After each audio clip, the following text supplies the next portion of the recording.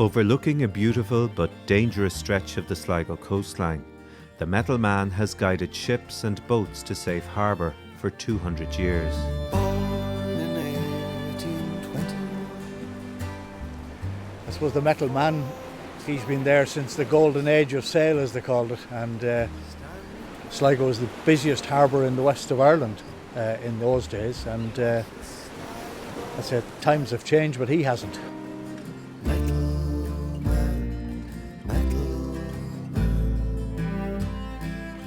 His main function in life is to keep people from going up on the Perched rock where he's built.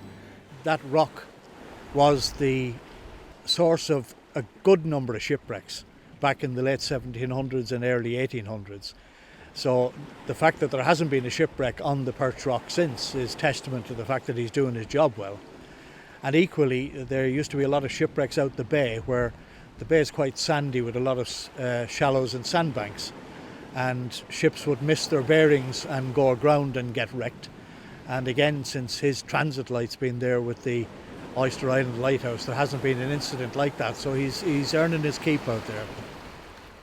But being exposed to the elements over so many years has seen the Metal Man fall into disrepair.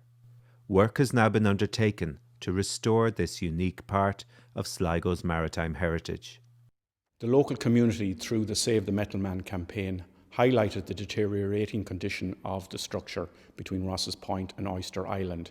Sligo County Council, as the authority responsible for maintaining the structure, we were delighted to engage with the Save the Metal Man group and to ensure that these works were carried out.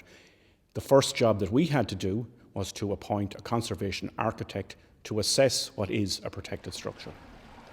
Very challenging project for everybody involved in that there are obviously practical concerns in terms of getting out to the Metal Man, which was only possible either at high or low tide. Weather clearly was an issue. It's extremely exposed out there in the water. It's quite a small space to work, so people were limited in terms of how many people were allowed out there, particularly as part of the COVID precautions. Only 2 people were allowed onto the Metal Man at any one time. It had been at least 10 years since it was last painted, so it was beginning to corrode. The corrosion was getting worse and it was pushing some of the paint off. His appearance was quite disfigured, so we thought we need a bit of a makeover. Probably about as challenging as you can get in terms of any building project, really. I've been told there's metal souls. As a seafaring community, the people of Ross's Point have borne witness to the trials and tribulations of living by the sea. Pointing as he does to the Deepwater Channel, the Metal Man has guided thousands of boats and ships to safety over the past 2 centuries. But with the advent of modern technology, has his role changed, and is he still relevant? New technologies can fail. Like the newest GPS systems are only accurate about 8 metres, so it's important to have like a visual reference or something we can pick up on radar or something like that we can use just for guiding us into the port. And at night he lines up with Oyster Island just behind him, which forms a navigation. It's called a leading light. So you line the 2 of them up and it shows you the passage coming into Sligo Port.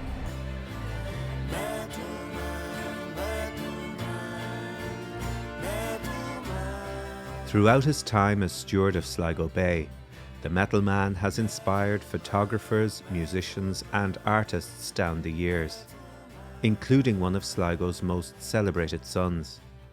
Jack Butler Yates, of course, was the brother of William Butler Yates, the poet. Jack grew up here in Sligo and would have spent a lot of time in Ross's Point and painted the Metal Man on several occasions. Really, I suppose the Metal Man is from the early part of his career where he was very much painting life as he saw it, in a sort of kind of social documentary fashion.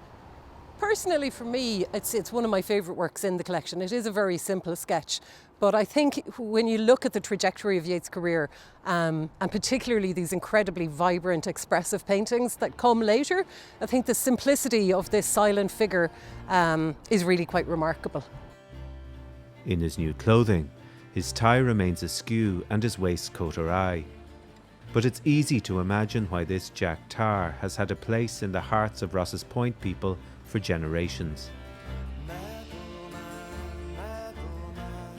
A gift to the people of Sligo many years ago, the Metal Man continues to be both an important navigational aid and a cultural beacon, and will remain so for many years to come.